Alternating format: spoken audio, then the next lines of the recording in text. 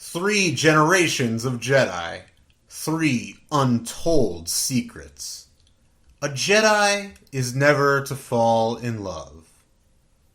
Grieving for the loss of his friend Tal, Jedi Master Qui-Gon Jinn has been sent back to the Jedi Temple to recover. But this peace is soon shattered by an urgent mission. A young boy with a knack for technology has intercepted a message that indicates a mass assassination of planetary leaders is about to take place.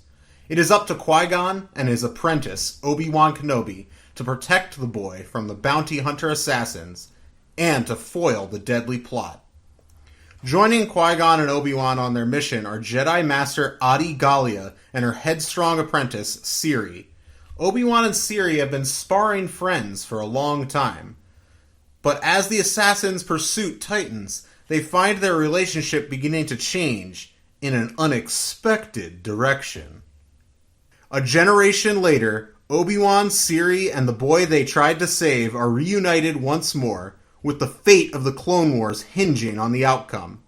Old tensions rise once more, as well as new conflicts and secrets. Obi-Wan's apprentice, Anakin Skywalker, has many things to hide, and when his secret wife, Padme Amidala, joins the Jedi mission, the risks become even greater than before. Secrets are dangerous. Secrets are difficult. Secrets can kill.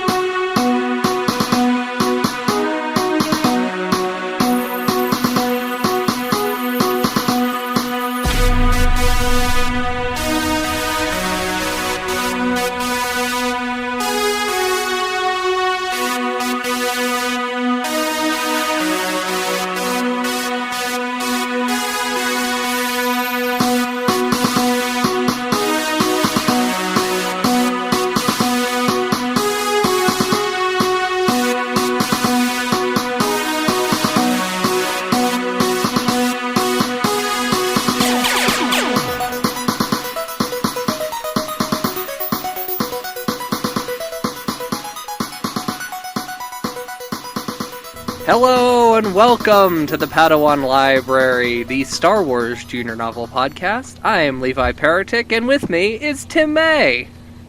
Hey, it's me, Tim. And this week we are coming back to our review of Secrets of the Jedi, Jude Watson's Clone Wars epic.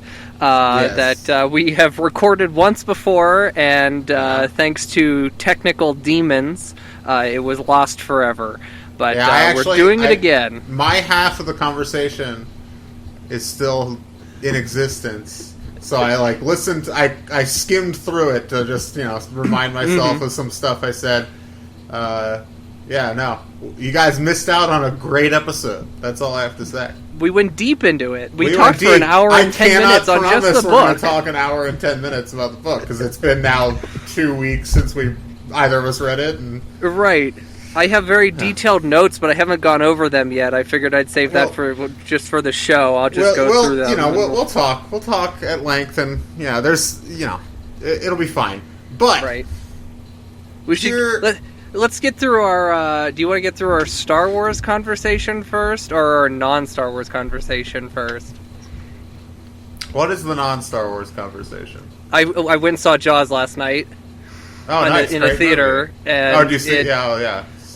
It was... seeing... Have you seen it in the theater before? No, I haven't. Have you? I've seen it 3 times. Oh, my God. It's actually... They're doing it at the drive-in near my place.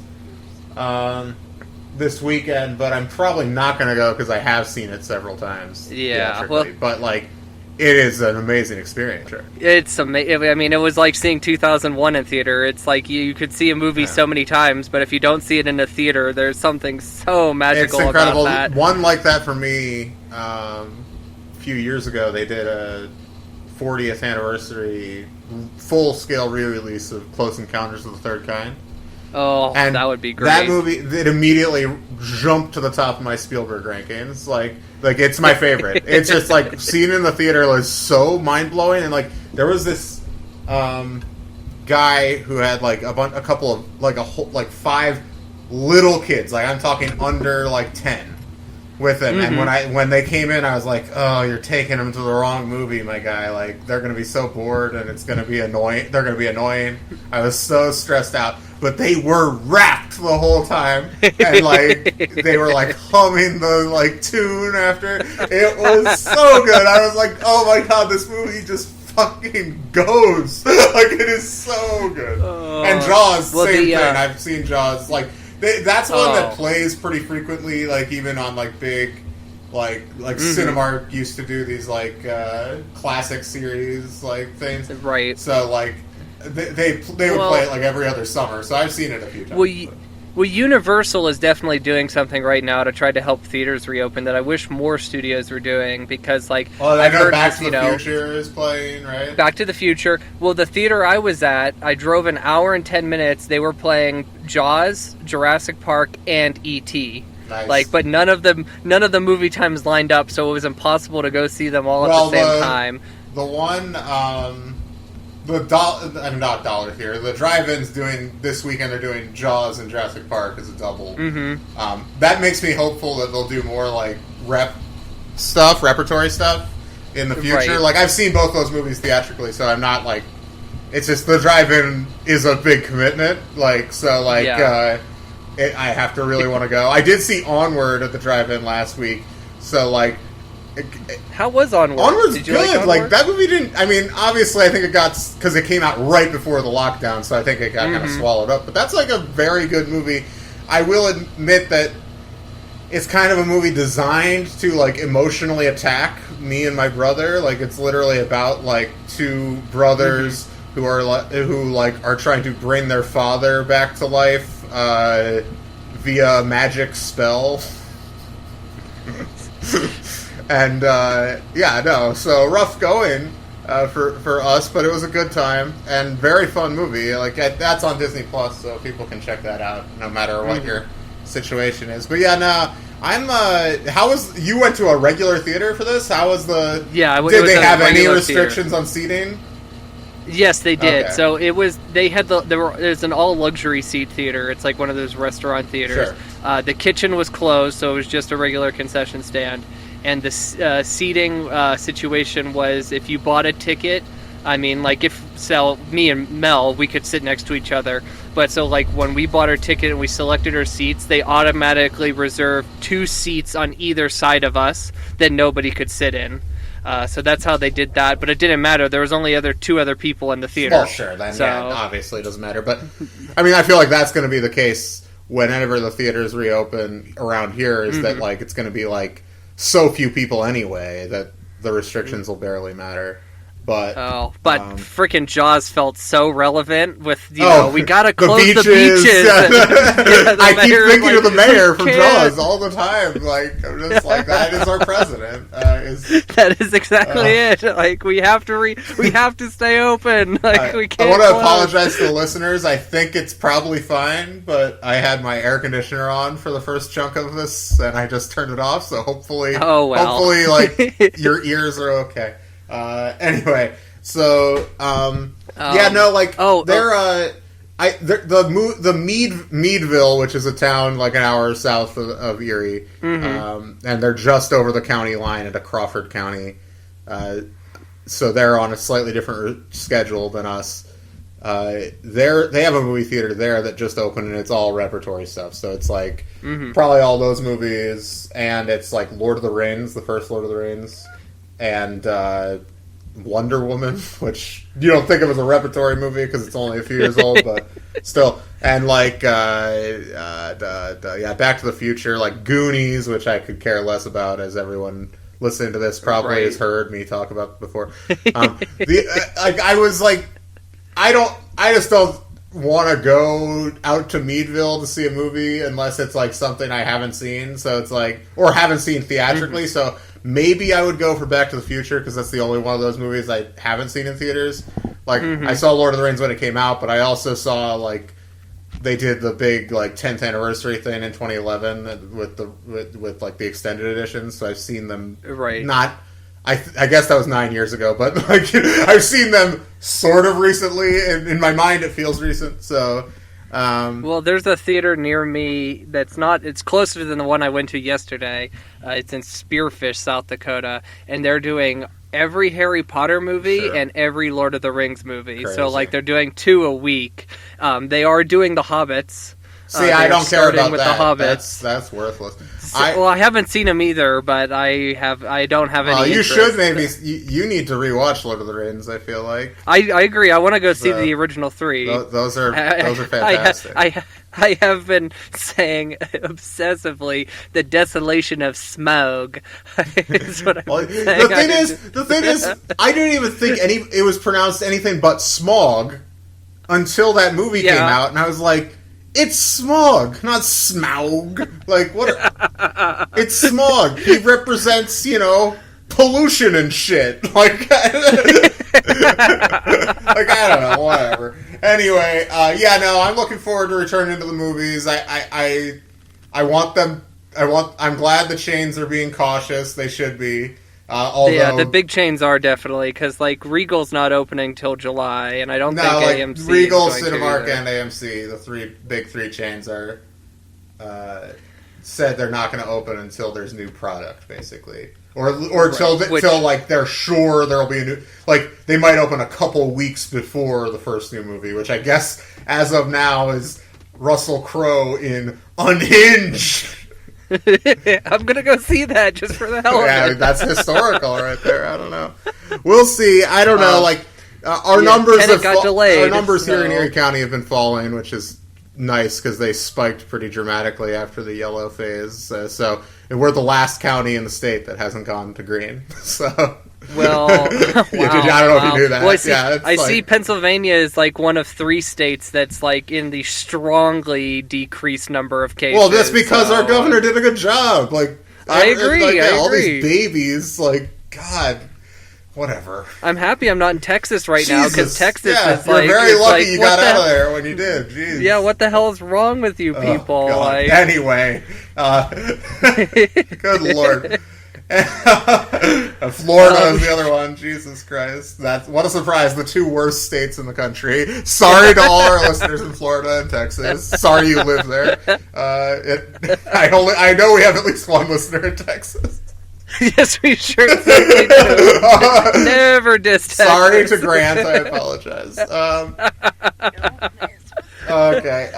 Okay. We should maybe. Well. Speaking of theaters, did you see that Empire Strikes Back is getting a 4K re-release? Oh, wow. In the UK? Well, they're much better off than us right now. So that's true. That's true. But that's interesting. I guess it's the 40th anniversary. Whoa. Hopefully they do that. I mean, who knows when they can do a full scale type release like that, but that'd be cool. I haven't actually. That's actually the one Star Wars movie I've not seen theatrically. So. Oh wow! Yeah, because I saw the first one and Return of the Jedi when they came out, when the special editions came out. I mean, again, it's not like I would definitely go to those if they re-released them. By the way, like. Yes. That was when I was like 5, so 6, I guess. But anyway, they, so yeah, like, I wish there would be a more, like, those should just be regularly re-released the way Jaws is. Those should, I mean, I know, like, even before Disney, they like to keep it, like, in, like, as, like, a really special event if it was screening theatrically, but... I don't know. It would be cool to see it on a regular basis in theaters. I agree. Yeah, I agree. I remember... The fact that I've seen Rise of Skywalker in theaters and not Empire Strikes Back, honestly, makes me want to punch myself in the nuts. You sick, you foul person. Anyway. So, yeah. All right. Speaking of Star Wars... Yep. Still not caught up on Clone Wars. Watched the first episode of Jedi Temple Challenge, and I have some thoughts. I have not watched episodes 2 and 3. I apologize, but I really like the idea of the show. I like the vibe. I like everything about it except for one big thing. I cannot follow the action. It is like they need to lay out the course in detail before the event. Like, especially in the first episode, at least. Like, I know they reuse the course and stuff, but it's like the problem is like, and they're cutting so frequently. Like, it's just incoherent. The big obstacle course at the beginning, I'm talking about mainly. Like, and it's the same thing in every episode. That obstacle then that course needs to be made clear, like what the objectives are. And honestly, they should send one group through at a time. I agree. Like, there's too much going on. Because there's way too much going on. Like, you can't follow what's happening. I do like Ahmed a lot. I think he's really funny in the show. Like, I'm enjoying him and the droid. Yeah, their banter is delightful. I love, like, it's just like when he's just like, use the force of your core. I was laughing so hard. Just such good jokes, classic jokes. So I think it's like, and I think one of the actual contestants at the end was just like, I think it'll be a good memory for me to think back on. I was just thinking, exactly, if I were a kid, I would be so excited to do that show, and like that would just be cool. So, Well, like, I mean, the show is most definitely a carbon copy of Legends of the Hidden Temple, especially in the fact that they do the legend, like the story aspect in the second half of the show. Right. So, but like in Legends of the Hidden Temple, the show always opened with a physical challenge, but all the teams are doing the same thing, and it was always like a different, like they had a variation of games that they could do. And it was usually they had to cross a moat in a boat or something, but like it was still like they were all doing the same thing. You know what I mean? As opposed to 4 obstacle courses with 3 teams going at it all at the same time. Yeah, like they need to... It's too much. They need to send them through one at a time. That's what I think. But I'll say this about the first episode. The team that like went all the way to the end... The one kid, Brayden, who was so into it, like he was the kid with the glasses, he was so into it, but he was fucking up nonstop, and it was his quiet partner was doing all the work, especially in like the trivia part. Like, it was so crazy. And I have to say, the Sith, Sam Witwer is the Sith voice, as the dark side voice. He was just like him making fun of Brayden. I was laughing so hard.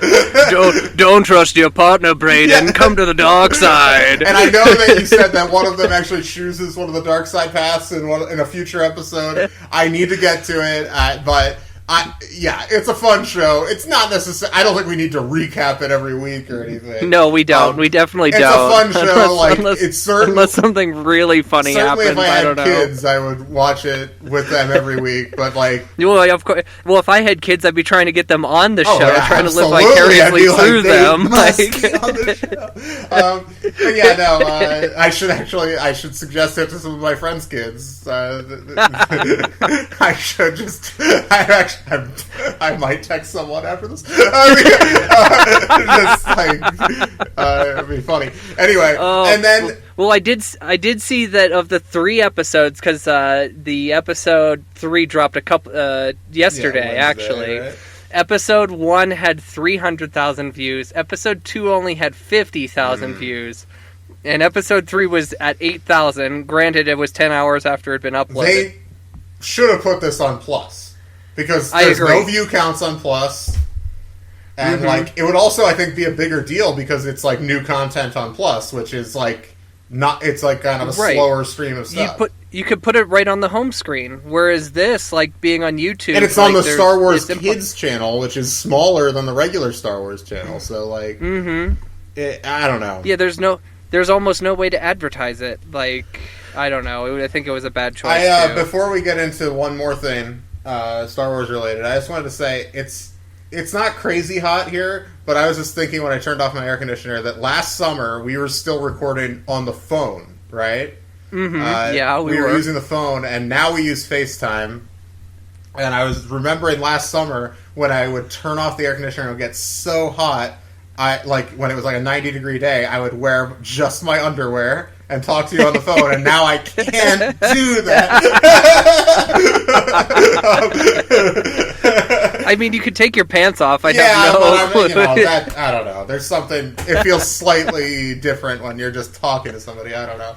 Anyway, but so the one second. Anyway, there's I thought I thought I had it last week, the virus.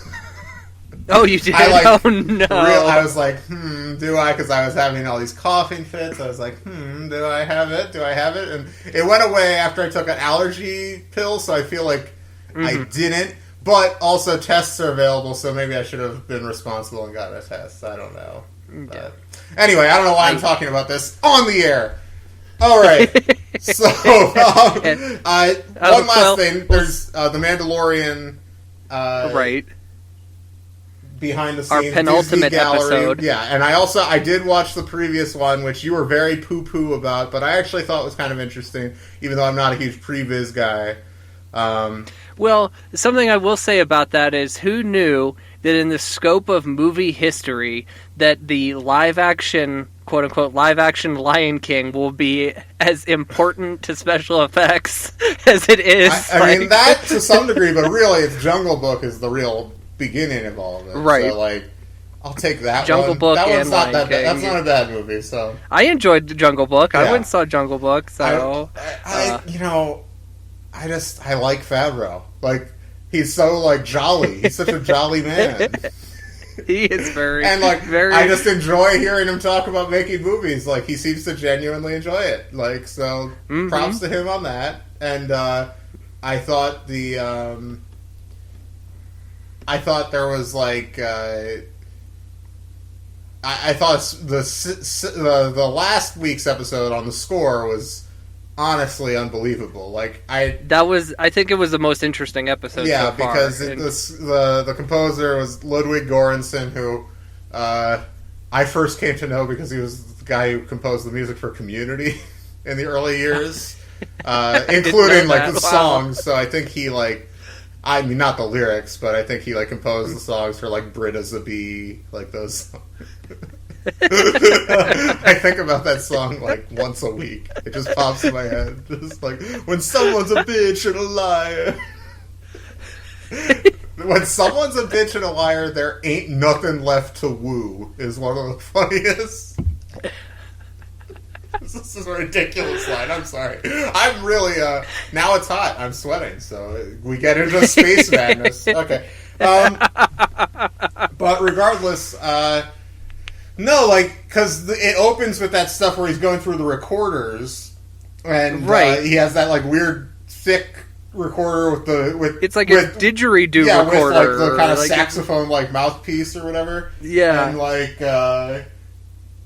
And I was like, oh, he must have, he composed on a recorder. That's interesting. But then he starts playing the opening thing, and that's just what it sounds like. I was blown away. I don't know why that I was just enraptured from that second forward. Well, because when you think of recorders, you think of elementary school music class, and I assume most of our listeners probably had to play recorder in their music class, especially because I feel people our age specifically. I think that's that was a big thing.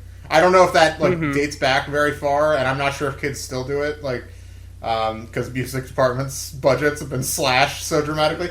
But although recorders are very cheap, you would hope. But anyway. So, yeah, but, I playing Hot Cross Buns, classic, just that.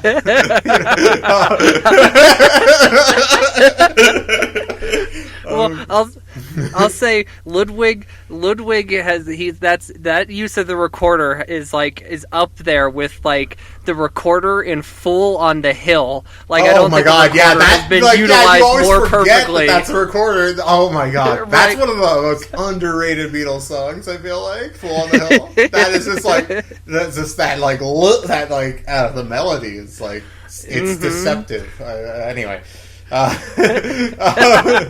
I really like No, but and like, the little round table with him and Favreau and Filoni, I thought was really good. Like some of the stuff they were talking about, like, and talking about how the music needed to represent like what they wanted to do for the show, which was to create like a Star Wars project that's like not so indebted to just Star Wars, like, which I was like, oh man, like there's so many sneak disses, I feel like. Especially from Filoni, but I feel like in general throughout this behind the scenes thing, there's lots of just like Filoni goes through all the like generations of fans. He's just like, there's wait. He's like the original trilogy. There's the expanded universe fans. Then there's the prequels, Clone Wars.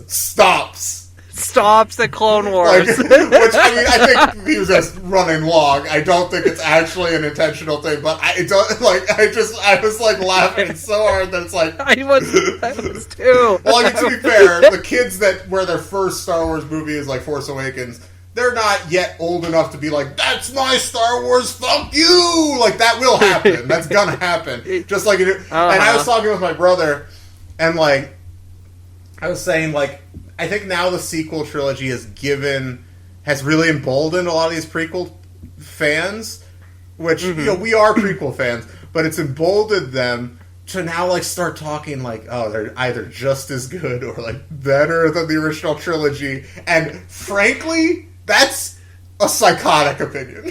I hate to sound like a fucking, like, 35-year-old in 2002, but that is an insane opinion. It really is. I'm sorry. I love, and Sith, I think, but if we're talking about the first two movies, so Star Wars and Empire, get out of here. Like, none of those movies are even close. And neither is Return of the Jedi, by the way. Like, it's those two are on a tier of their own, and then the next tier is like Sith and Jedi and Return of the Jedi. Either order is fine with me on that, and then we get into if you think Phantom Menace is a better movie than A New Hope, you're insane. That's an insane opinion. I've seen this around. I am one of the most staunch supporters of Episode 1. And like that movie's one of the most important movies in my entire life is Phantom Menace. It's not a better movie. It just isn't. Get out of here. Like, Jar Jar's not a good character. Just because we like Ahmed Best now, and don't be wrong, people were way too mean to that guy and all that stuff. Way too. I'm not defending any of that, but let's not pretend like that now makes, in retrospect, that makes Jar Jar into a good character. He's not! I love him, but I love him in the way that I like Watto, who is also a bad character. You're right. You know what I mean? I love, like, these just stupid characters. I like dumb characters from things I like. It is what it is, you know. Like, I don't know. Like, it's like people can't separate the idea that, like, you enjoy the idea of Jar Jar at this point in your life because he's been a part of your life for so long. But don't act like he functions in the narrative in any way that's not obnoxious and terrible. I'm sorry, I feel like I'm going insane. But yeah, I think we're losing listeners by the second as I do this. So. I will say, though, on Instagram, this is probably something I shouldn't be saying, but if I see people on Instagram post their rankings of the movies, and if Rise of Skywalker is not the last one, I'm just like, well, we have nothing in common. I mean, if it's not the last one, you're wrong. But it depends on what it's above. You're wrong. You're wrong, but I will say, like, there's only a couple movies I'll accept it being above. Like, if you have it above the Clone Wars movie, okay. Yes. You're wrong. It's still wrong.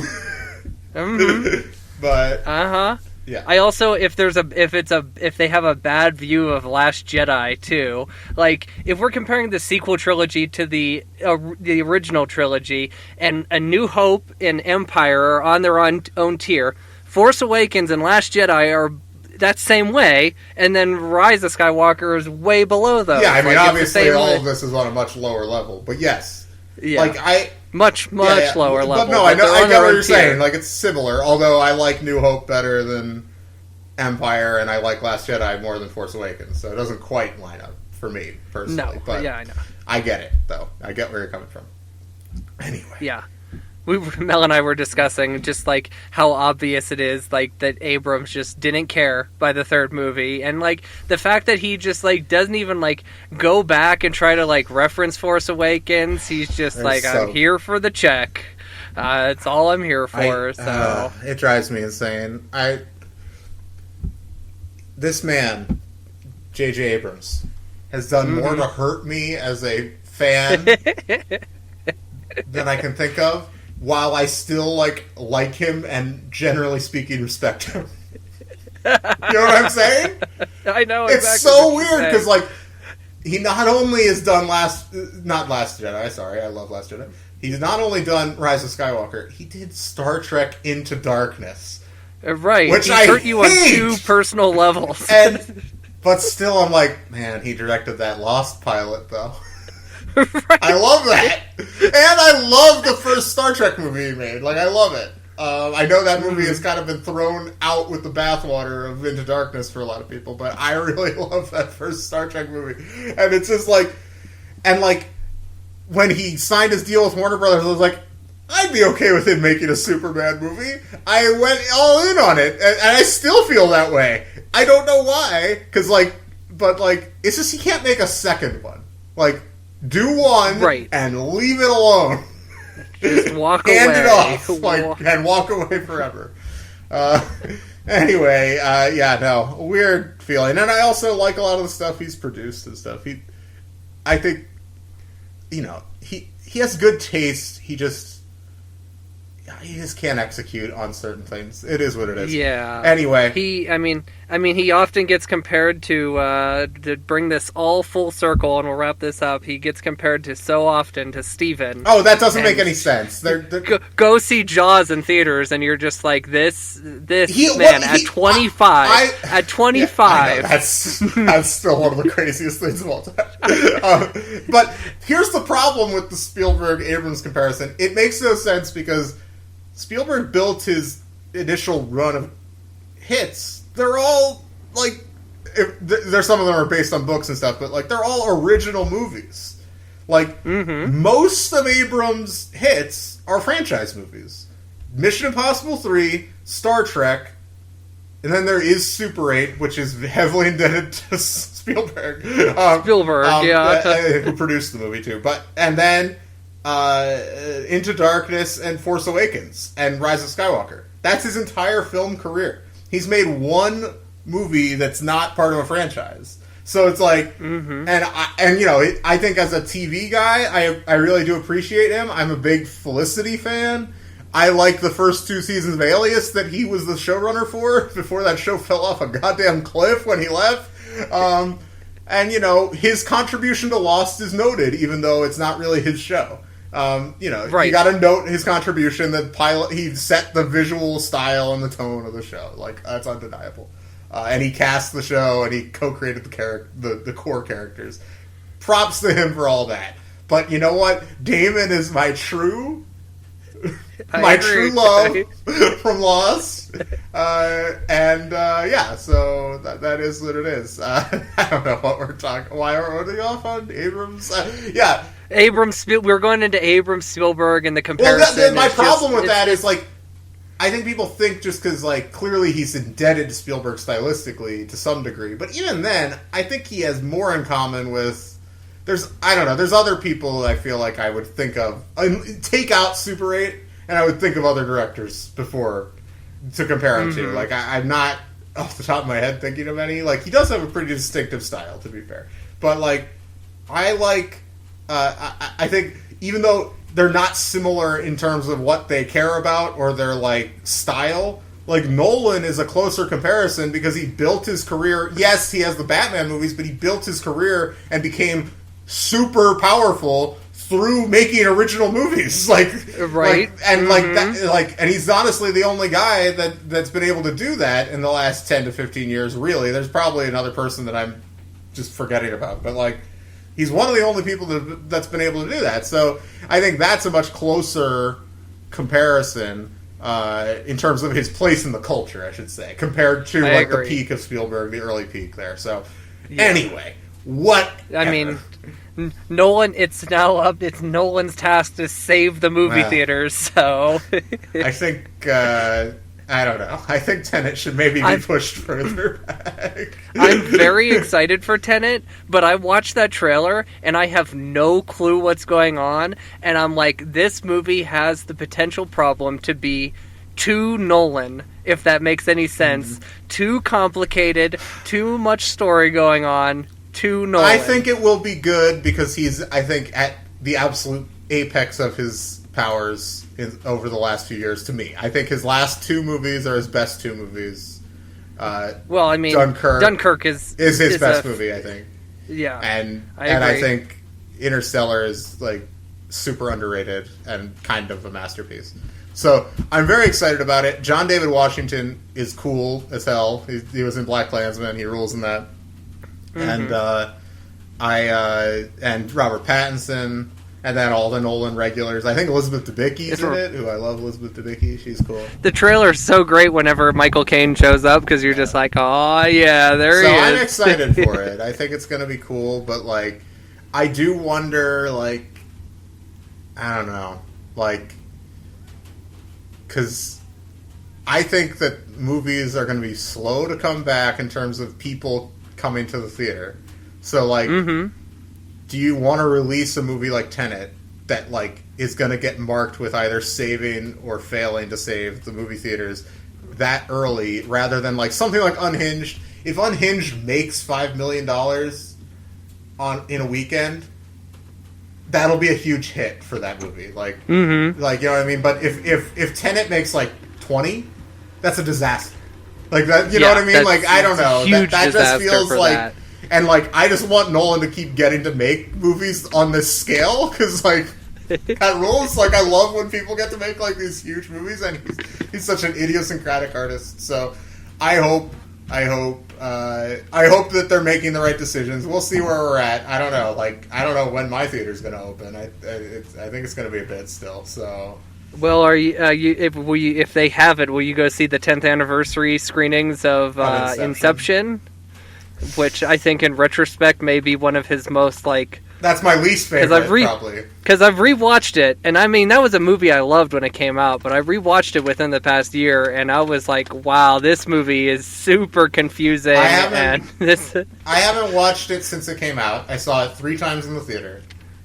That was the beginning of my I had a brief period where I was very anti-Nolan. I had to go through this phase in college, and I remember being blown away by Inception the first time, seeing it a second time, being like, there's some things, and I saw it a third time, and I was like, this guy's full of shit, like, I'm cool, I'm too cool for Nolan, and then I met you that fall, and I was just like, this little bitch likes Nolan, like, he's such a film bro loser, you know what I mean?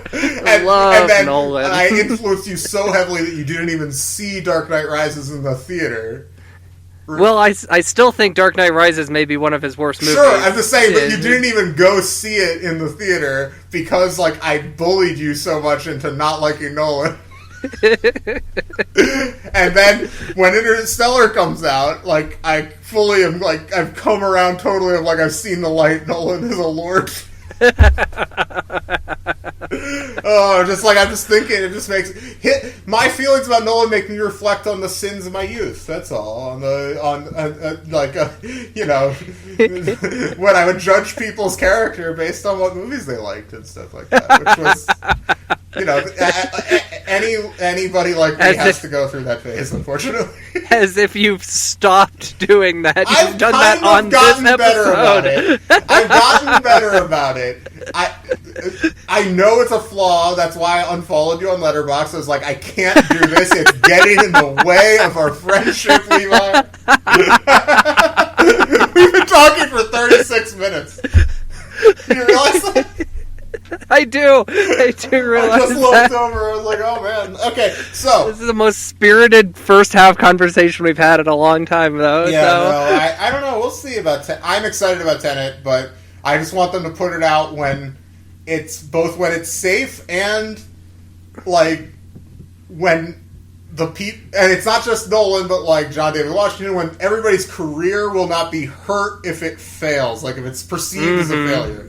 Because, like, that would bum me out. Although, like, it'd be stupid for them to be held against anybody if a movie doesn't do well this year, I feel like, but... Right. Anyway. Well, I feel like, too, if people don't like it, then people will be, like, anti-Pattinson going into Batman, so... Those people are already losers. Can't wait. I'm looking forward to that movie. Me too. I can't wait for that either. Our 8th show is still coming at some point in the near future. Okay. All right. It's gonna happen. All right, let's get into this book. So. All right, yeah. When we come back, our second time through here, discussing Secrets of the Jedi. Stay tuned. Secrets. Welcome back to Padawan Library. I'm Tim May, here, as always, with Levi Paratic. Hello. Alright, so this week, we're returning to Secrets of the Jedi, returning to the world of Jude Watson. We'll try not to dwell too much on the fact that we've had this conversation before. Yes. But, a couple things about this book. This is kind of a follow-up of sorts to Legacy of the Jedi, although not really. They're kind of unrelated story-wise, I feel like. Mm-hmm. And Legacy of the Jedi, I believe we both called among the best books we've ever read for this podcast. Would you say? Yes, I would actually maybe put it like at the top. Yeah, I can't recall anything else that's as good as that one. I think that's like the most thoroughly well put together. That's a great book. Go back and listen to our episode on that. But this one I was expecting a similar structure because you got like three. It talks about Qui-Gon and Tall, Obi-Wan and Siri, Anakin and Padme, 3 generations of Jedi, 3 untold secrets. That's what it says here on the back. It's really more Obi-Wan and Siri, the book. And then I would say, it doesn't quite dwell into Padme and Anakin like you hope it would, and like it could have had a third act to it with like a young Qui-Gon and Tall. Like I would have been that would have been fun. But this first act. The book basically picks up after Tall's death.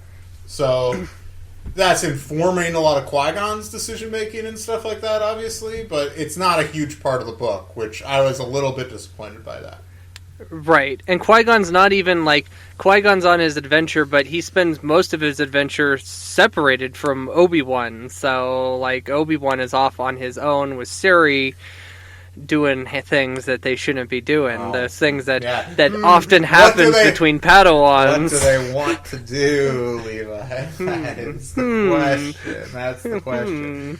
All right, so we'll get into that. So you have extensive notes from 2 weeks ago here. I do. These are probably actually the most extensive notes I've taken. Very lucky. Very lucky. They're very... I wrote very small, and it encompasses 2.5 pages. All right, so you're going to take lead here, because... okay. I'm going to just re-listen to my half of the episode a little bit. I scrubbed through it a bit. So I remember some of the big, broad strokes points I made, but... Listen, I was... a lot of story has come into my mind in the time between when I read this book and when we were recording. We've been watching lots of Star Trek, lots of Boardwalk Empire. I've been not thinking about Star Wars books, thinking about, real world things. A lot has happened since we first recorded this. A lot has. So so I just feel like I'm glad you took notes is my point. Okay. All right. That's all I really wanted to say. So what I'm going to do is I'm going to just basically read through these notes, and then we'll try to piece the story together from that. So as we already said, we pick up in the temple shortly after Tull's death. Qui-Gon cannot sleep. Qui-Gon is just kind of roving the halls, and Obi-Wan keeps bringing him tea to try to calm him down, and Yoda, of course, notices this, and he sends them on a mission, and Qui-Gon's excited about this mission to help get his mind off of it. So we go to planet Cirrus, or Cirrus, Cirrus.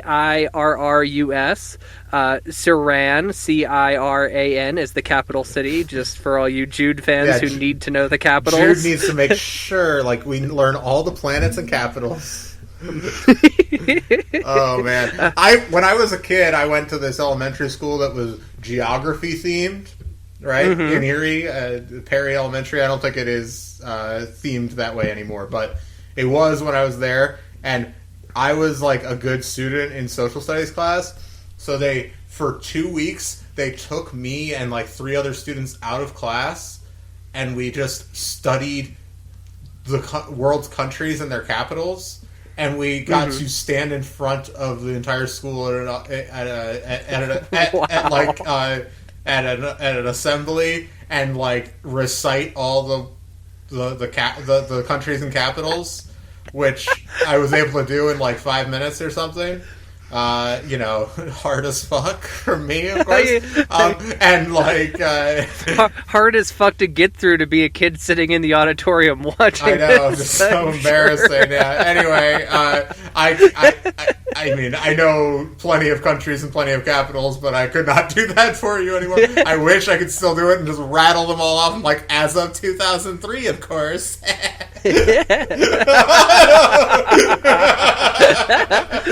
Oh, that's so funny. Sorry. I've never heard that story. Yeah, that's a great story. I'm impressed by that. That's really impressive. All right. So they're going to Cirrus, and they are to protect a 10-year-old boy named Taliesin Fry, or Tally for short. And Tally is this little whiz kid, and he has tapped into the planet's comm systems, and he is listening into people's conversations. And during that, he heard a plot of a group of bounty hunters to kill a planetary leader. So he tells his parents, they contact the authorities. This, of course, goes straight to the Senate, and because the Senate is so corrupt, I mean, the corruption is getting worse and worse in the Senate. We're building to that. They always reminded of that. That Tally is marked for death by bounty hunters. So the Jedis must basically go there, pick him up, take him to Coruscant so that he can testify. And so they send a Jedi team: Qui-Gon, Obi-Wan, and Adi Gallia, and of course Suri, her apprentice. So then we have a bounty hunter attack. They find Tally. They meet his parents, Neela and Grove. And yeah, his parents, I remember, like, want to be decoys. Like, they're like, you take our kid, we're going to run away in another direction and be decoys for these bounty hunters to follow. Like, it'll be safer. And, like, Qui-Gon's like, you shouldn't do that, but, like, I can't give you orders. I'm just a Jedi. Like, I'm here to serve you. And so they leave. I remember that bit, so I wanted to contribute a little. That's an important bit, and I wonder if Grove is ever just like at any point, I've abandoned my boy! I've abandoned my child! I've abandoned my boy! Not even going to say what movie that's from. Everyone knows. What? We'll talk about that off air. I want to talk about Mank. I'm very excited about Mank. Have you heard about Mank? Oh, the new Fincher movie? Yeah. I'm curious about it. You brought it up on air, man. Yeah, we might as well. Okay. So Fincher, first of all, has not made a movie since Gone Girl. Mm-hmm. What the hell? It's been some time. I mean, he made Mindhunter, the TV show, which is actually very good, and he's like the primary creative person on that show. So that show's good. But Mank, though, is a black and white movie about the making of Citizen Kane from the perspective of Herman Mankiewicz. It's Herman, right? I believe so, yeah. There's a million Mankiewiczes. So Herman Mankiewicz, the screenwriter. Right. Now, couple things. And it's also written, by the way, by Fincher's father, who is dead, Jack Fincher. Fascinating. He wrote this script in the 90s. He's making this now. And it stars Gary Oldman, as Mankiewicz. All, by the way, I'm very excited about this movie. However, it seemingly is based on a somewhat dubious Pauline Kael essay about the authorship of Citizen Kane. Do you know about this? No, I don't. All right. There's there's Pauline Kael, famous film critic, great film critic, I should say, was very suspicious of the auteur theory, which was emerging in American criticism in the 60s through Andrew Sarris's book, The American Cinema, which is, of course, taken largely from the French auteurists. That's why it's auteur, not authorship theory. Anyway, whatever. And in order to prove this, she felt like, okay, well, here's all the ways in which Herman Mankiewicz is more responsible for Citizen Kane than Orson Welles. It's based on fairly dubious research, and it's been kind of debunked. It's not that he had no authorship over the movie, mind you. Mm-hmm. But the idea that Welles was not involved in the screenplay really at all is, like, kind of bullshit. Like, it's not a real... It's kind of insane. It's not, like, a real, like, there's no evidence. There's plenty of evidence to the contrary that he was heavily involved, and he did a full pass on his own. I believe... Again, I'm doing this all from memory. I read about this many years ago, but I have seen that apparently this movie, which reasonably is sympathetic to Mankiewicz, and Mankiewicz has not gotten nearly as many plaudits, I should say, or acclaim as Orson Welles. So I'm not like resentful of this at all. But if it portrays it as though Welles basically had nothing to do with crafting the story for Citizen Kane, that's kind of wrong. Like, it's just like, so I hope it's not doing that. I'm fine if they portray Welles as kind of an egomaniac. He was. I'm fine if like they portray them as having a contentious relationship. They kind of did. That's all fine. But if it's like, actually, this guy's the true genius, and not just like, he's also a genius, which should be, which I hope is what I hope it's not like, he's the real genius, fuck this Orson Welles guy. I'm like, that's just not a reasonable take. That would be insanity. So, hopefully, that's all I'm saying. Anyway, what were you saying? Oh, I'm just excited because it's, Ben Mankiewicz's grandfather, so it'll be interesting to see if Mankiewicz does like a Fincher interview on TCM, like as promotion for this movie. So I'm very excited intrigued for the movie. I've been as anti-Netflix, and they're trying to destroy the movie theater business. I hate them for that, but in a year like this, I'm just glad they exist. I haven't watched the new Spike Lee movie yet, because me and my brother want to watch it together, and just the scheduling has been not working out, which has been frustrating, because it's been out for a week. But I am excited. There's a new Spike Lee movie, a new David Fincher movie, a new Charlie Kaufman movie. I'm like, holy shit, there's like actually movies to look forward to this year. I can't believe it. So I'm happy about that. Anyway, back to the book. No more digressions. Book. All right, so I've abandoned my boy. That's how we got into this somehow. Well, because There Will Be Blood is kind of like the Citizen Kane of the 21st century, you know? Yeah, I agree. It's a similar kind of story. They get off planet, and the bounty hunter follows them.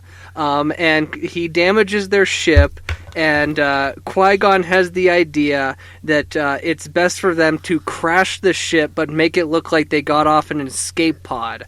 So they jettison the escape pod, and then Adi Gallia has to crash the ship on Quadrant 7 is the name of the planet, and they head to the city, Settlement 5. So they hide Tally in a cave with Obi-Wan and Siri, and Qui-Gon and Adi Gallia, they go into town because they need to, of course, contact the temple. However, they quickly discover that all communications on the planet are monitored and are like they're in public domain, so anybody can listen. So of course they can't make any calls that's out. That's important for later. Yeah. They can't buy a starfighter. They can't like even find transport. Their only hope is a freighter that makes deliveries on the planet every 5 days. So they have to just wait for that. However, Qui-Gon and Odigalia discover that the bounty hunters that are in charge of this plot are already on this planet. So they go and they basically sneak aboard their ship and they take off. They leave Obi-Wan, Siri, and Tali behind. They do tell them, hey, 5 days, you know. So Obi-Wan, Siri, and Tali, they find a cave to camp out in. Right. For the duration. And this cave, it's a cave of wonders, you might say. A cave of two young Padawans. Two young Padawans alone in a cave, of course, with some other kid, you know. But he keeps to himself. While that kid sleeps, what do these two Padawans do? They want to fuck! And by wanting to fuck, they hold hands and they snuggle under a blanket together. All very they chaste. Get real close. But you know what they wanted to do. They, I do want to say, though, so the bounty hunters aren't very important. There is one who is important, Magus, who is the lead bounty hunter. He comes into play later. But there is one bounty hunter whose description I found very silly, and he is Gorm the Dissolver. Great name. Gorm is half droid and half biological being, but he was engineered, so he is made up of 7 different alien species. So he's like an alien version of Grievous, basically. Right. Or you know who I was thinking of? I was thinking of Adam from season 4 of Buffy. Yeah. Very, Adam, very definitely everyone's favorite Buffy villain. Yeah. I re-listened to our Buffy conversation from from a couple months ago, where we ranked our Buffy seasons. I stand by my ranking, I'll say. Okay. And I think your ranking's respectable, so I feel like neither of us have anything to be ashamed of there. Okay, good. Very good. I'm happy to hear that. Meanwhile, in the cave, Tali is getting restless. Tali wants real food. He doesn't want to eat his protein pills. And he's like, just let me go. I got an uncle on this faraway planet. I'll just run to him. Just let me run away. The Jedi are, of course, like, no way. We can't do that. And one day, Obi-Wan, he wakes up and he finds out that Suri is gone. And she returns and she has fruit for Tali, and he's like, how'd you pay for that? I have the money. And she goes, oh, I have my lucky warming stone that it's like my most prized possession, and I traded it for the fruit. Talk about Obi-Wan, an aphrodisiac. You know what I'm talking about? That warming stone. You know they were holding those warming stones, if you know what I mean. Oh my God, we're doing this book no justice. Not like the first time around. So anyway, Obi-Wan he's touched. He can't believe this is a softer side of Suri. We're so used to seeing this more coarse side of Suri. I'll say this, okay. Jude Watson, right? She's writing books primarily about young teenage boys. She does a very good job of that because, you know, all the girls their own age have cooties and they're all, like, mean and coarse and, like, and they're all quote-unquote cold, all that stuff. But she does do a good job of eventually breaking that down. This has happened with other characters, Sarasi and, you know, all these characters. Like, Obi-Wan is immediately distrustful of every girl he meets until basically he gets a cold glass of water splashed in his face and it's just like, oh, I'm being a dumb teenage boy. And what's funny is we pointed this out the last time we recorded this, but this book is like technically before The Only Witness. So, like, Obi-Wan is horny in this book, but, I mean, Only Witness is his most horny. That's him at his, like, I I was going to The say, hormones. I'll refrain from saying what I was Okay, good. Anyway, so yeah, oops. Okay, let me see where we're at. Okay, so 5 days pass. They have to leave the cave. They find the freighter, and Magus, the bounty hunter, is there. And he's, of course... Oh, there's this great reference to the fact that, like, Siri's like, well, how do we sneak on? And Obi-Wan's like, we'll do what Qui-Gon always does. Go where the food is being loaded, because the food is loaded separately from the people. They won't be looking there. Classic Jedi Jude. Apprentice The most trope. Jude shit. Especially Jedi Apprentice. You're right about Yes. that. Yeah. However, Magus is watching the food being loaded, so they can't do that. So then they're like, well, shit, what are we going to do? So then they have the idea to steal Magus's ship, which goes off flawlessly. They take off, they go. They're heading to Coruscant, and they think they've undone all the booby traps in the ship. However, there's a booby trap they didn't see, that whenever they come out of light speed, the ship will explode. So they're trying to figure out how to get around this. However, they think, though, the one way they can get out of it is if they could trick the computer by not coming out of light speed, but being pulled out of light speed by a tractor beam. So they send a distress signal, and some pirates, of course, pull them out, and that, of course, overrides the explosion. But the pirates then board the ship, know that there's a bounty on Tally's head. They take Tally. They leave Obi-Wan and Siri on the ship. They shoot the ship.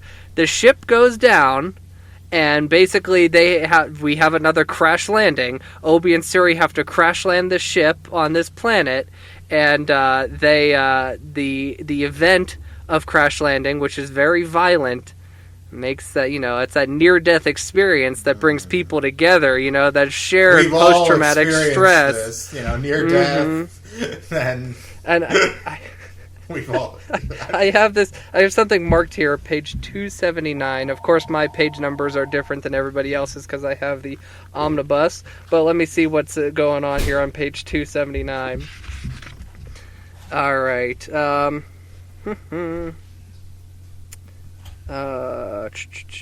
yeah. Okay.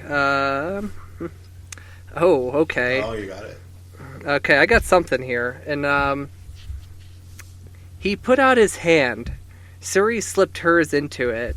At her touch, something moved between them, a current that felt alive.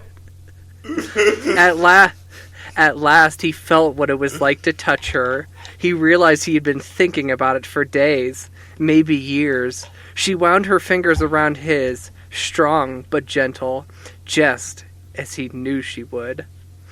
He could feel the ridge of callus on her palm from her lightsaber training, but the skin on her fingers was soft, softness and strength. He had known what it would. He had known he would feel that.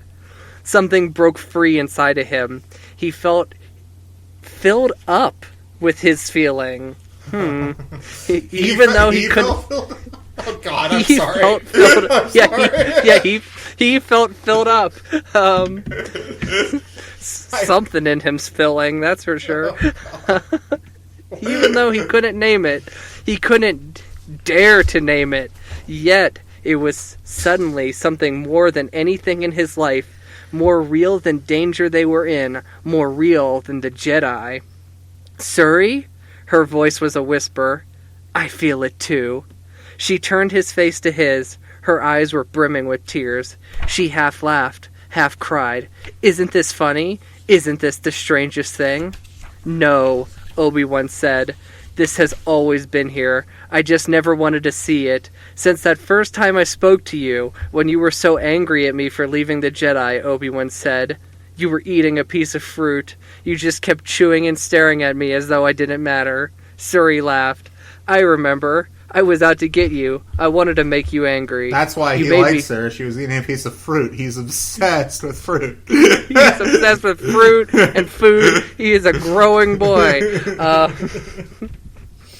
I'm not saying something crude there about growing.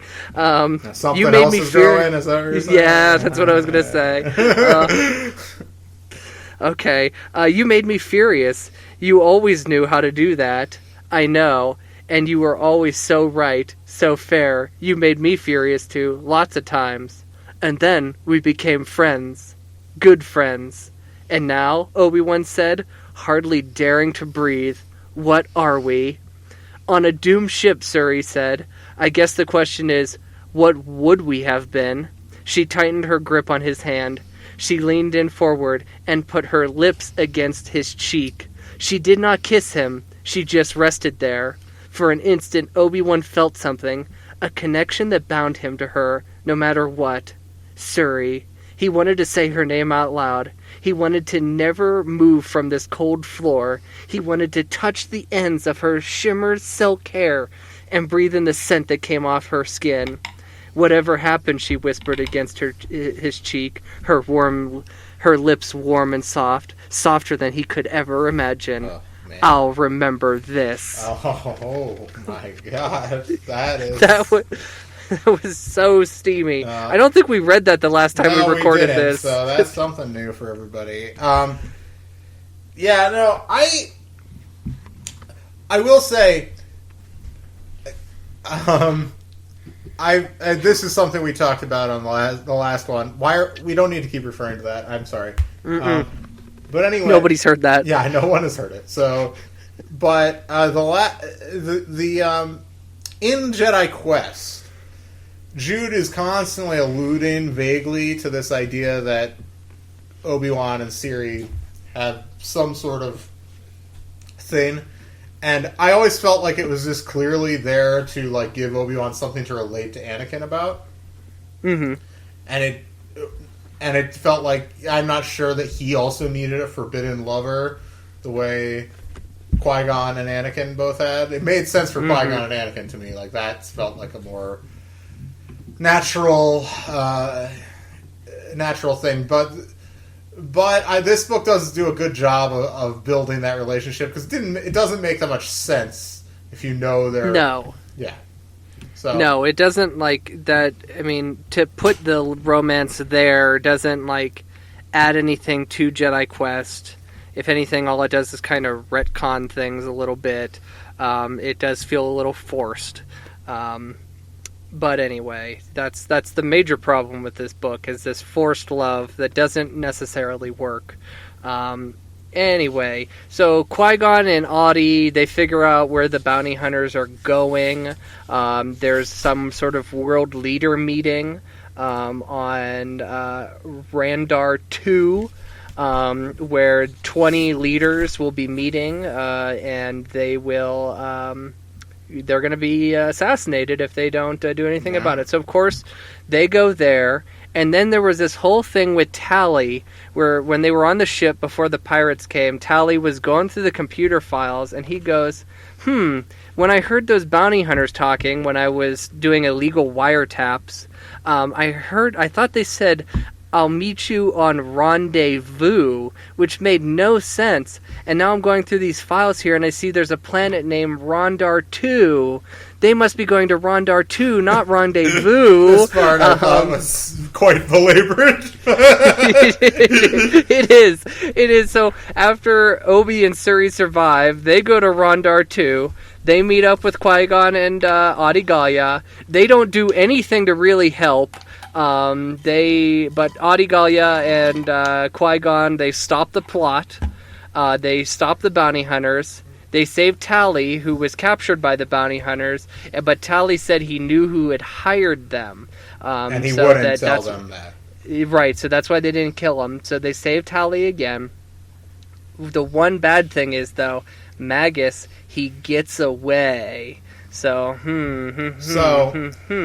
that, and basically they return to the Jedi Temple.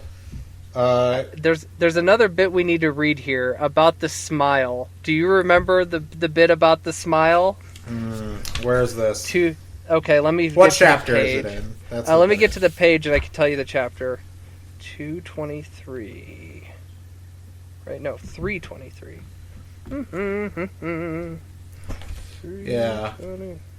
The smile. Okay. So I want to read the entire last chapter of this. Okay, part of the so book. this is chapter 19. Okay. Yeah. All right, and let me find it here. Oh wait, maybe this is. Oh, okay. Actually, okay. This is a page 19. We're 2 pages in, and it's only a little paragraph I want to read here. Qui-Gon felt a quiet dread. Oh. And Obi and Siri, Yes. they're sitting by a pool, all right? Yeah. Okay, I'll actually go back a little bit. Qui-Gon turned. Obi and Siri were standing alone by a pool. An alarm sounded him softly. Something was different. They were looking at each other. They were not joking or fussing with their utility belts. They were simply talking. Qui-Gon felt a quiet dread. There was something between them. Something had happened.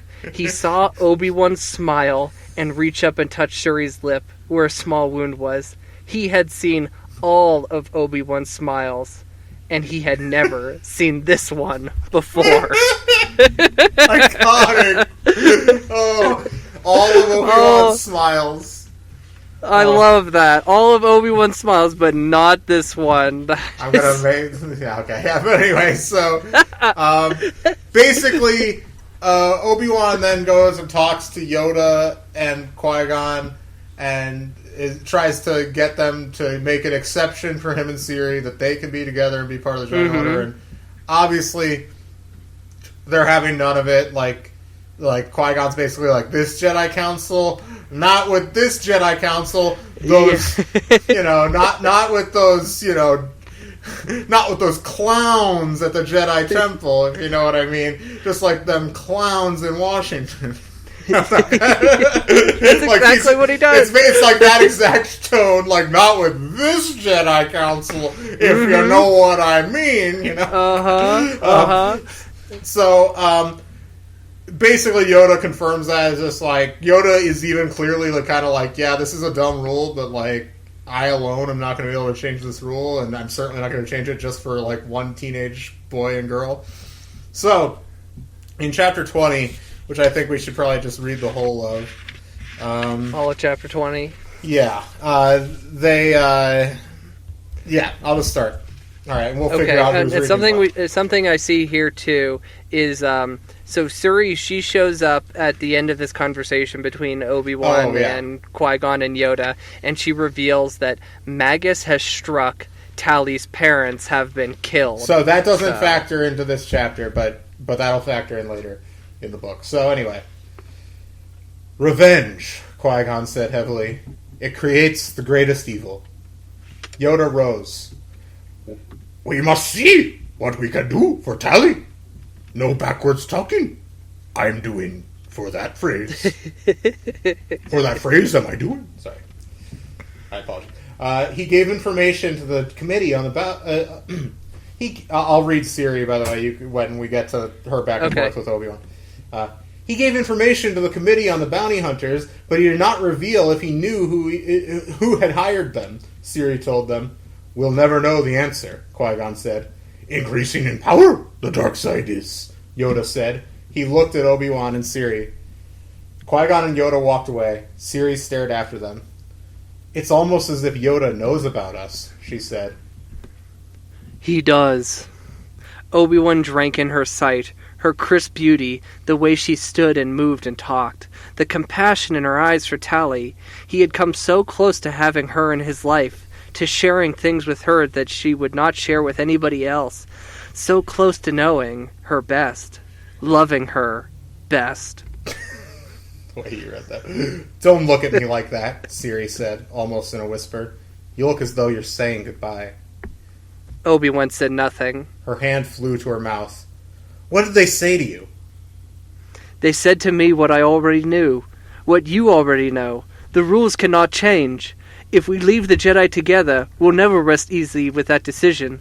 We'll regret it every day, and sooner or later, that lie between us would be greater than our love.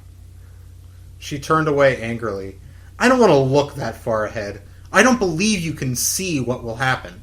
Anything can happen. So what will you do? What do you want to do? He touched her shoulder. At first she jerked away, but then she relented. She leaned against him, her back against his chest. He slipped his arms around her waist. He couldn't help himself. I will give you up, Suri, but not yet. Give me this last moment. Qui-Gon, let me brush my mouth against her neck. Let me feel her shudder. I didn't want to decide, Siri said. Isn't that weak of me? I wanted you to decide. I was so afraid of what lay ahead that I wanted to let go of my own will. She shook her head, and he felt her hair swing against his cheek. Is this what love is? Then maybe I'm not cut out for it after all. He smiled at her rueful tone, even though his heart was breaking. He tried to turn to face him, but she resisted. No, I can't look at you right now. Just don't move. Her voice was a murmur now, and he could hear the tears behind it. I know we have to let each other go, she said slowly. I can't imagine walking out of this room without being together, but I know it has to be done. You know that the Jedi need our service, Obi-Wan said. Siri sighed. Oh, Obi-Wan, try not to be so pompous. She twisted in his arms, ready to face him now, mischief in her eyes. That is a trait I would tease out of you, given the chance. I'm sure you would. And I would tease your patience with the rules out of you. Yes, you are always better than me at the acceptance part. Her words sank in, and the light left her eyes. Even now, she said. Even now you're teaching me acceptance, just at the moment I don't want to hear about it. Suri. Wait. She pulled away from him and backed up. Here's another thing you know about me. I don't like to drag things out. So let's make a pact. There's only one way this is going to work. We have to forget it ever happened. Forget? Obi-Wan looked at her, incredulous. I can't forget. Well, you just have to, Siri insisted. You have to push it down. You have to bury it. I'm not saying it's going to be easy, but I am going to do it. I am not going to think of you or wonder if we did the right thing. There will be no special looks exchanged when we see each other. You will never mention what happened between us again. We will be comrades when we meet. Comrades only. I am not going to look back. Not once. She stamped her foot, as if stamping the memory into the ground. Obi-Wan started at the sound, wincing as though she had struck him. She was a warrior now, willing her body and mind and heart to obey her. And you will never remind me, she continued, not by a word or a look. Promise me. Suri, Promise me! Obi-Wan swallowed. I promise. Her face softened for an instant. The last instant, he suddenly knew. He would see her look at him that way. And I hope, she said, a catch in her voice, that we don't meet for a long, long time. Now, that was the moment. Now that the moment was here, Obi-Wan saw more clearly what was ahead. A chasm of longing inside him that he would not be... A chasm of longing inside him that he would not ever fill up. A loss he could never acknowledge. I can't do it, he thought, taking a step towards her. He had to touch her one more time. Maybe that would change everything. No. Oh, well, yeah. No. She backed up. It starts now. May the Force be with you. She turned and ran down the path. He reached out blindly for her. He felt the empty space where she'd stood. The waterfalls continued to mist the air, and he felt the spray on his cheeks. It tasted of salt, of tears. She's good. Now, that works. She's real good. Listen. This whole chapter is just to convince you that this relationship happened, and just deal with it. They forgot about it. They used their Jedi suppression technology. Jedi suppression techniques. Techniques. It's a better word. Yeah. They gotta meditate that shit out. Yeah, because that's the healthiest way to deal with anything is to just bury it. That's how I do shit. So I'm a Jedi, I guess. there's some really great moments in here, and I love the blocking of this scene. The fact that like it feels almost kind of Shakespeare, the way that they're just standing there and like her back is against his chest. Yeah, and, like, they're not looking at each other. That was really like well written because like, yeah, you can really just see it. It's really no, it's very effective. Like this scene sold me on the relationship more than any of the more like romantic scenes. The breakup made me buy into it more, and there's some she real... stamped her foot. She stamped her foot as if to stamp out a memory into the ground. That's is incredible. Great. And there's this like, you know, things like he reached out blindly for her. He felt the empty space where she'd stood. Like this is all like. It feels very visceral. It makes sense. It's like, you know, teenage.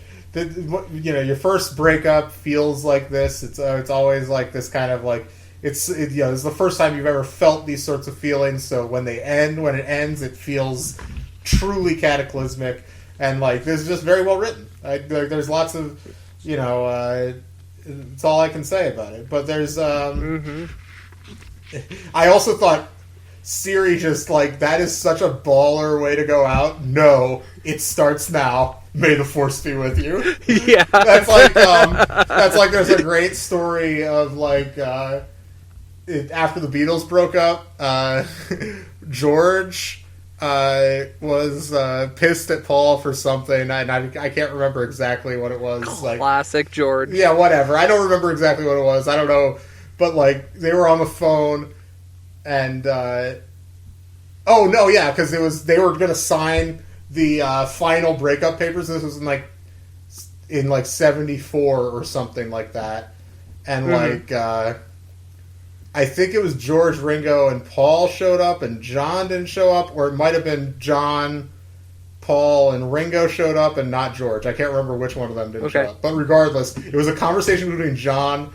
And it wasn't Paul, it was John and George. And George ended the conversation by saying, "Fuck you, Hare Krishna." And that's what this made me think of. It's basically, "Fuck you, may the force be with you." Yep. This is so funny. Anyway, so from there, they break up, and then we move 20 years later. We're in the Clone Wars. And, you can take it from here. Okay, so, Tally the second part is quite foggy in my memory. Yeah.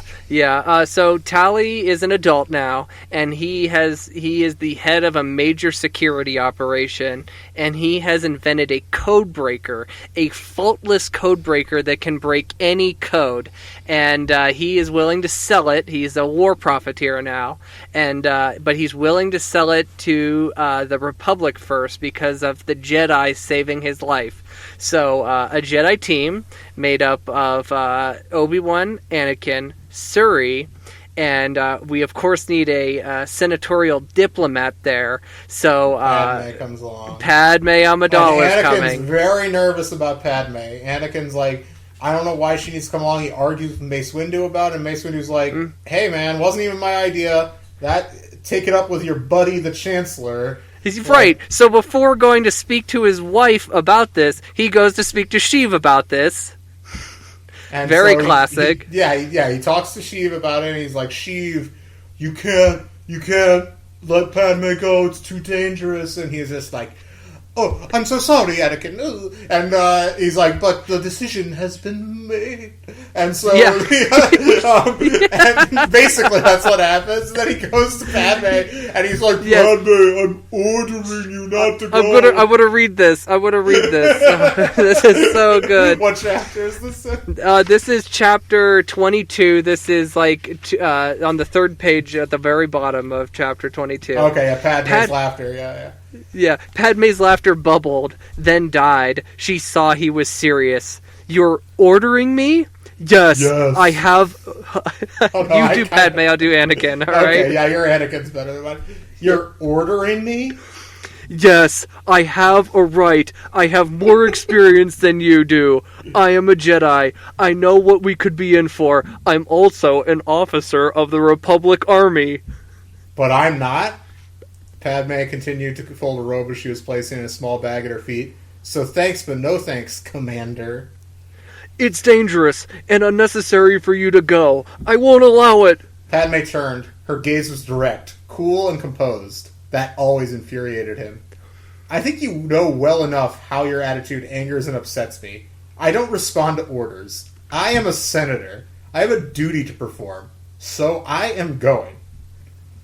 Padme, please! He wanted to give into her softness, but she stood before him, ramrod straight. She wasn't wearing her ceremonial robes, only a soft sheath down to her ankle. Oh my god. She might as well have been costumed in armor. Relax, my dude. He collapsed on his back on the sleep couch. I don't know why it's so hard to talk to you. That's because you're not talking to me. You're ordering me.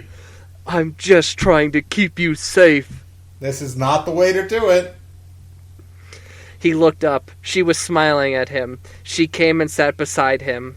I know you worry about my safety, she said in the soft tone he loved. I worry about yours. We live in perilous times, Anakin. We're in the middle of a war. I'm in danger no matter where I am. We've both been in some kind of danger since the moment you arrived to protect me. Agreed. But do you have to volunteer for it? She took his hand and laced her fingers through his. I offered to go because I knew I would be safe. I knew the best Jedi in the Order would be there to protect me. Oh, he groaned. Now don't start flattering me. She grinned at him. I meant Obi-Wan. He tossed a pillow at her. She shrieked in surprise. She threw it back, and he held it suspended in the air with the force. Are you still trying that same trick on me? It worked in the past. She lay down beside him. They faced each other, almost nose to nose. I'll be careful, she said. I won't leave your side, he said. Don't, she said, drawing him close. I don't want you to. So, I have to say, Jude does a very good job writing them as they are in Attack of the Clones. I know, right? Like, she doesn't try to, add anything that's not there. The little pillow fight, is the most Attack of the Clones shit. It's just it's very funny. And, that's exactly like whenever Anakin fakes to being trampled to death by that little creature, and then, Padme runs over Annie, and then he's just being a little joker. I also love what she said. I meant Obi-Wan because it made me think of my favorite moment in any Star Wars movie, which is when fucking Anakin is in episode 3 because of Obi-Wan, when he's accusing her of having an affair with Obi-Wan. Right. It's one of the funniest. I was just I don't know. And the other funniest moment is between Obi-Wan and Padme when he said, Anakin's the father, isn't he? And he's just I'm so sorry. I'm so sorry. Obi-Wan is the king of dissing people, and that's his hardest diss in anything. I'm so sorry. I'm so sorry. Oh my god. I'm so sorry the father of your child is a maniac. A genocidal maniac. Alright, so they go to the planet Genian, right? Yes, Genian. Yep. Okay, alright. I saw it on the next page. The fact, I was like, oh damn, he might actually remember this. So anyway, they meet with Tally. Tally gives his demands for the code breaker. He needs a large sum of money, so large that Padme agrees to it, but the Republic doesn't have that much money. They have to pay it in installments. The fact that the Republic doesn't have, even if they are in debt, the fact that they don't have enough money on hand, that's borrowed or something, is ridiculous. It's thousands of worlds that have committed to the Republic's cause. Anyway. This number just has to be astronomical. And that's not the only thing he demands. He also demands that he becomes the primary security provider for the Republic. So, like, Padme's like, oh, that's going to cost us so much money. All right, I'll agree, but you have to give the Republic 6 months for the transfer over. And then finally, this is where he reveals his game. I also think I have a spy in my corporation. I need you to figure out who it is in 24 hours or less, or else I'm going to give it to the separatist. So they have to figure out who it is. It's that there's only so many people it can be. We're given a list of like 4 named characters, so we have to figure out which one it is. Turns out it is Helen. Is that her name? Yes, Helen. I remember. Helen. But wasn't then Helen also working with him? Like, wasn't it like... Or something weird. Basically, they get the code breaker, and Tally has to leave. Okay, here, let's see here. Okay, there's this weird thing where she thinks she has the code breaker. She goes to escape. Magus shows up out of nowhere, kills Helen, takes the code breaker. Turns out that code breaker was a fake code breaker with a tracker in it. So that one doesn't help them. So Tally has the real code breaker. It was a decoy. Tally's like, well, now that Magus is after me, I guess I'm coming with you guys. Let's head back to Coruscant or wherever we're going. So they take the code breaker, and they're in the ship together, and they have a moment alone. Obi-Wan, Siri, and Tally do in the cockpit. And Tally, he goes up to Siri and he goes, here, I wanted you to have this. It's the warming stone, Suri's most prized possession. He goes, I went back to Quadrant 7 and I got it for you. He's like that character in Oops, I Did It Again, where she's just like, but I thought the old lady threw it in the ocean at the end. And he's like, well, baby, I went back down and got it for you. Oh, you shouldn't have. I love that moment of that song. That song is fire. Classic. I could fire.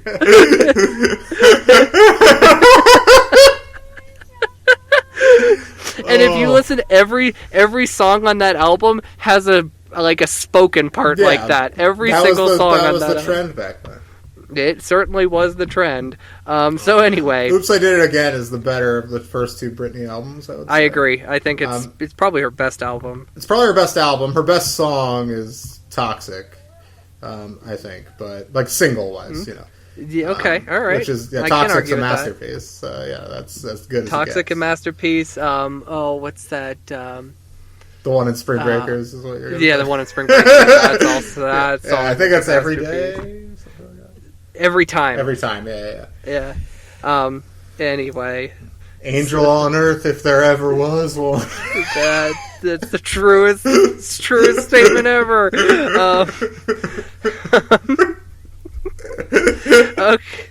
So this leads to a moment where Tally leaves, and Obi-Wan and Siri are alone, and they basically say, we've put this down for so long. However, we shouldn't, this thing is a void between us. We don't have to be lovers, but we don't also just have to be comrades. We can be friends. And they agree to be best friends afterwards. So then, they go to a planet where they test the code breaker. It works. They know the Separatists are planning an attack. However, Helen put a tracker on that code breaker, so the Separatists know where they're at. So that, of course, Padme and Tally, they peace out in a ship that Padme is piloting, and but then the Separatists show up. They get caught in the crossfire. Anakin, he hops in his ship. He's in space doing his battle thing. Padme and Tally have to abandon ship. They are in an escape pod. They abandon ship.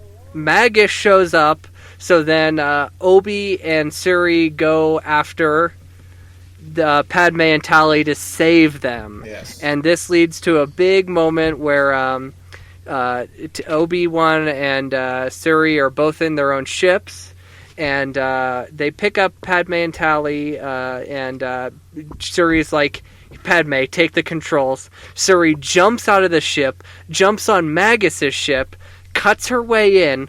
Obi-Wan can see in the cockpit. He only sees silhouettes. There's a fight going on. The ship crashes. Obi-Wan rushes over towards it. And let's see, I don't have any pages marked here. But basically, Magus crawls out of the ship. Siri does not. And then this leads to a touching moment. And I have no pages marked here, so this may take me a minute. I don't know if you do. Okay, so...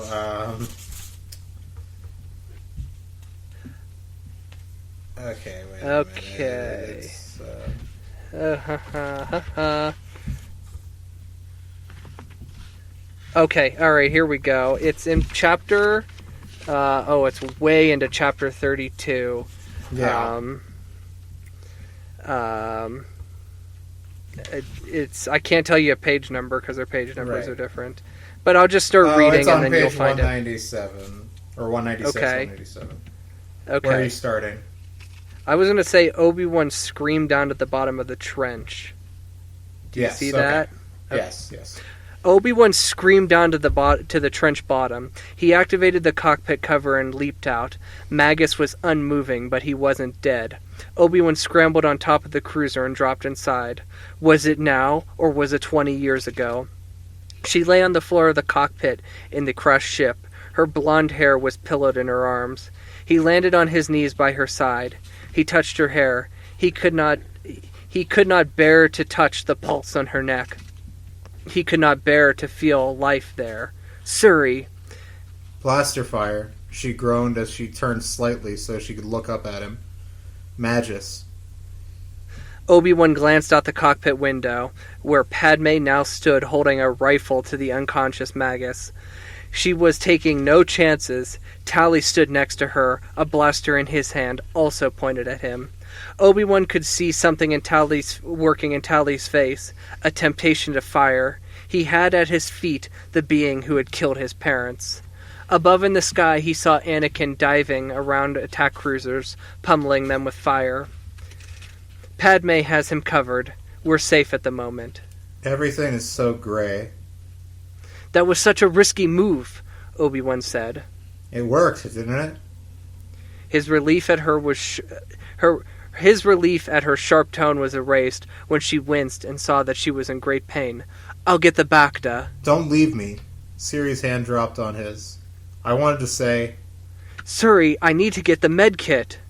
For Star's sake, Obi-Wan, I'm dying. Do you have to interrupt me now? Tears sprang to his eyes. You're not dying. Her fingers plucked at her belt.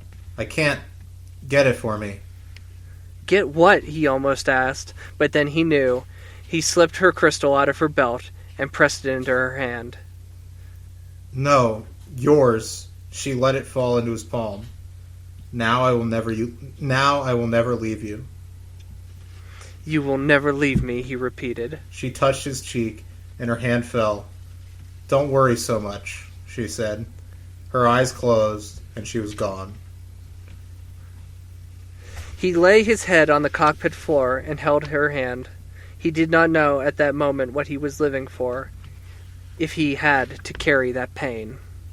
So yeah, also a great scene. Like, Siri, the breakup line was great, and her death line is great. Don't worry so much. Oh my god, that's heartbreaking. That is heartbreaking, and what a perfect thing to say to Obi-Wan, like the king of worry. Like, yeah, that's great stuff. Also, I just want to say, when she says everything is so gray, it made me think of, remember during the last season of Breaking Bad when they would advertise that show that was on after, Low Winter Sun? And there was no, I don't. You would. I think you'll remember when I say this. Like, there was a line that some character said. He's just like, "You think morality is black or white? It's gray." Like, that's a line in the show. Do you remember that at all? I don't remember that, but that made me think of something else. We're always seeing trailers, previews for the show Yellowstone with Kevin Costner. With Costner, yeah. Yeah, and Sawyer, of course, from Lost. And there's this great moment where Sawyer's like in a bar with a woman. I apologize for not knowing Sawyer's real name. It's Josh Holloway. Yeah, Josh Holloway, that's it. Yeah. And the woman looks at him and she goes, "You are the trailer park, and I am the tornado." So good. I just thought it was so funny they were trying to launch that Low Winter Sun thing during the last season of Breaking Bad. Like, it's like, who's going to care about this? Yeah, nobody cares. Everybody's captivated by Breaking Bad. Oh my gosh. God. Jesus Christ. That video he makes in that, like, in the first episode of that last season, remember the video he makes when he says to Hank or whatever? I was screaming at the TV, like, fuck you. Like, I was so pissed. Anyway, sorry. Oh, I have many memories of that time period. Just, yeah.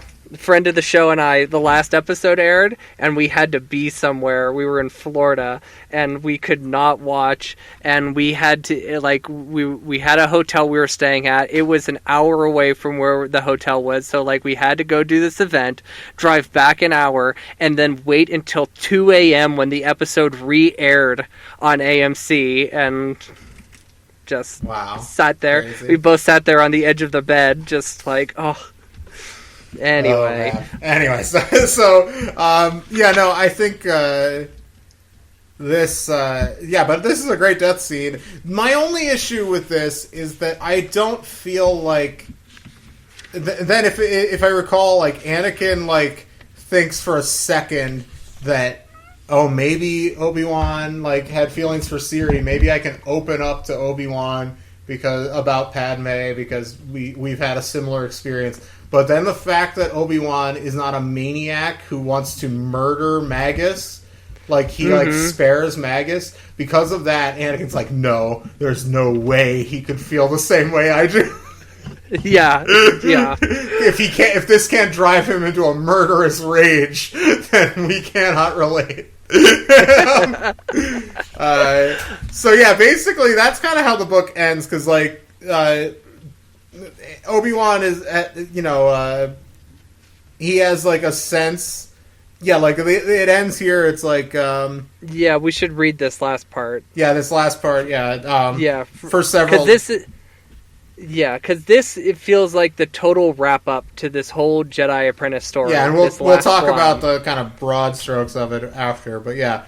So, for several nights now, Obi-Wan had not been able to sleep. He lay on his sleep couch. He closed his eyes. He had hoped to dream, but he could not. So he walked through the temple, the glow lights of faint blue. He did not seek the places that reminded him of Siri. He couldn't do that. Not yet. Oddly, he thought of Qui-Gon on these walks. He remembered, as he had not remembered in years, how he had known that Qui-Gon had walked the temple halls at night.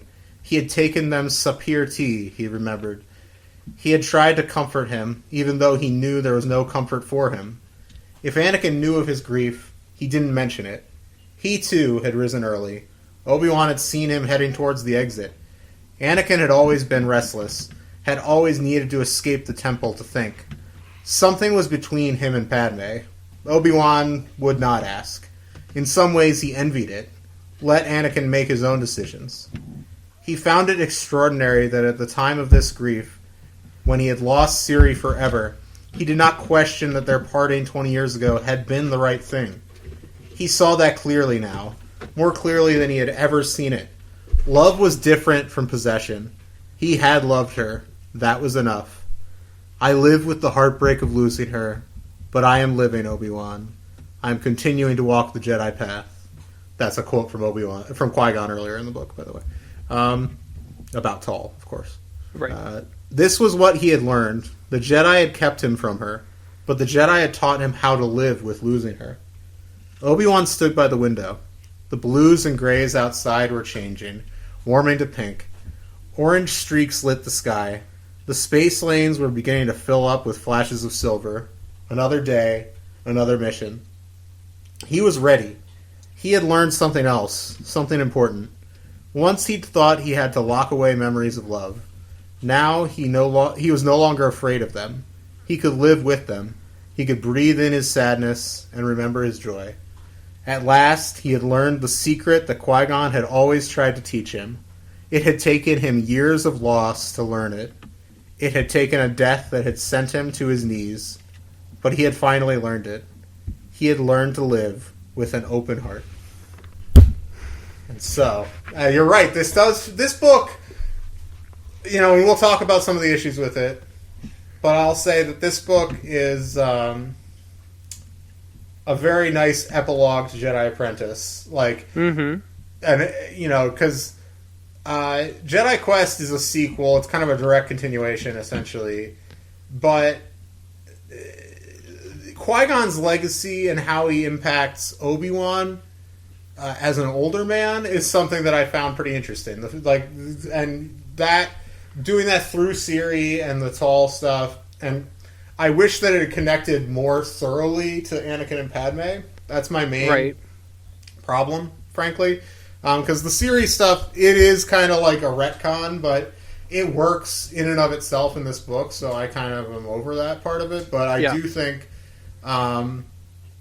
it would be more effective if there was a little more.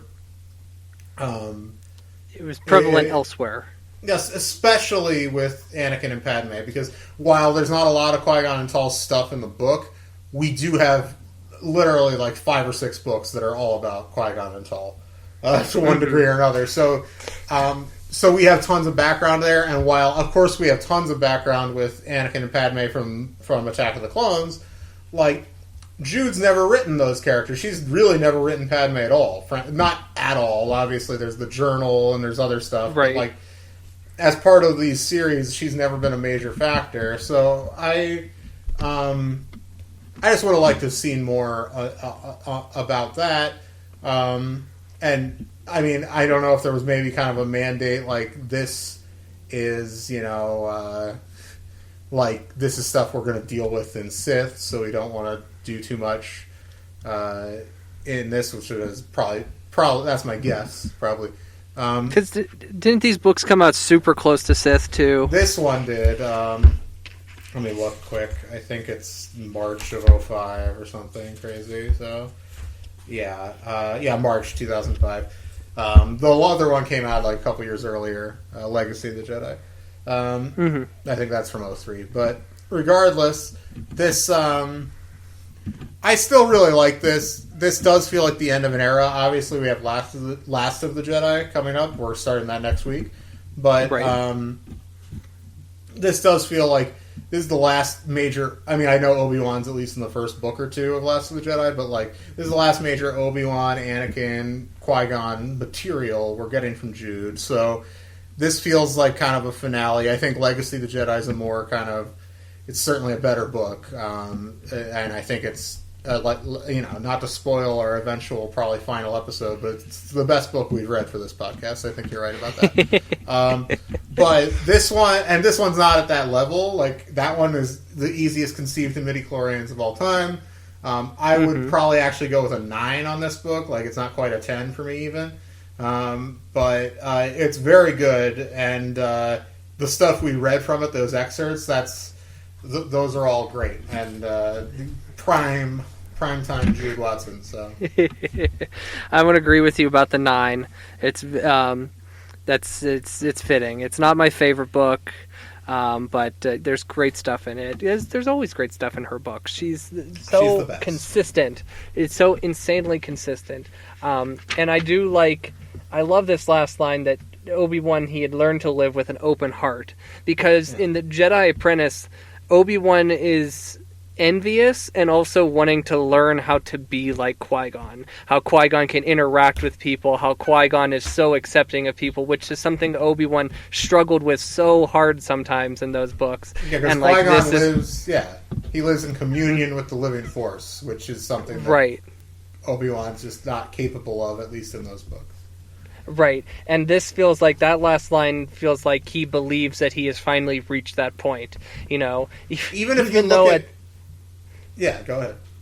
Well, I mean, you go ahead first, because I was going to say that it's at a point where Obi-Wan has basically, in the Jedi Quest series and with this, Obi-Wan's at a point where he's basically given up on Anakin, in a way, in terms of fixing Anakin's problems and, that kind of thing. Yeah, I actually think that kind of plays interestingly into Revenge of the Sith. I mean, I don't know if Jude got a script or whatever at this point. Mm-hmm. Probably not. But it plays pretty well into that, because to me, that's why, like, the easygoing relationship that Obi-Wan and Anakin have at the beginning of Sith, that could be explained reasonably as, like, Obi-Wan's kind of just given up on being his master, and he's just going to be his friend. It's like, mm-hmm. He's kind of given up that responsibility, and that's allowed him to have a much better, easier relationship with him. But it also is what leads to his failure.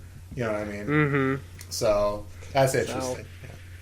So that's what I like about this book, and I think we've talked about it enough. We've talked about it just as long as we did last time. I know, I see that. I'm at 109.40. Yep, that's exactly where I'm at. So no recording issue. About it, this is something we talked about on the previous version. I don't want to lose sight of this. Is that this is essentially the last prequel era book, because I don't consider anything post Episode 3 prequel era, personally. It's not. So this is the last one. I know I talked some shit on prequel fans earlier, like hardcore prequel fans earlier in the episode, but that's the era we grew up with Star Wars. That is our Star Wars, mm-hmm. and these books have really deepened my appreciation in the way that something like Clone Wars did, and like they deepened my appreciation for that whole era. That is as much Star Wars to me as anything else. And so I'm sad to leave it behind, but I'm also excited to read about different periods in the Star Wars galaxy that aren't written by Professor Hack Hard Drive and his wife. Yeah, I know. So that's it. That's the end of the prequel era. So yeah, next week we get into Last of the Jedi. Diving right in. So number 1, what's that first one called? The first book is called A Desperate Mission. Desperate Mission. So that's going to be next week, and we're going to it's going to be 2 Last of the Jedis, then A Galaxy of Fear. That's how we're... Correct. We're going to alternate those for the next few months. And also, too, something else we talked about, which we can talk about in the first part of next week's episode, is this Jude Watson short story. Okay, yes, send that to me again, because I don't have a Yes, copy and I will post a link on the social medias for anybody so that they can read that, because it's in my omnibus here. It's Last One Standing is the title of it, and it's Obi-Wan on Tatooine. And there's a very interesting moment in this. I've already read it, and I like it. So that plays pretty well into Last of the Jedi rather than this, so I'm glad we're reading it for that. So, all right, so we will... see you guys next week for that. Otherwise, check out our social media for that story. Instagram, Facebook, Twitter, at Padawan Library. Email us, padawanlibrary@gmail.com. We're going to eventually do a Q&A episode of some sort, so do that. And in the meantime... until the books are due back, the library is closed. Padawan Library is hosted and produced by Tim May and Levi Peretic. It is edited by Tim May. Our theme song is by The Astral Project. Our artwork is by Freddie Funbuns. Copyright 2020, Tim May and Levi Peretic, all rights reserved.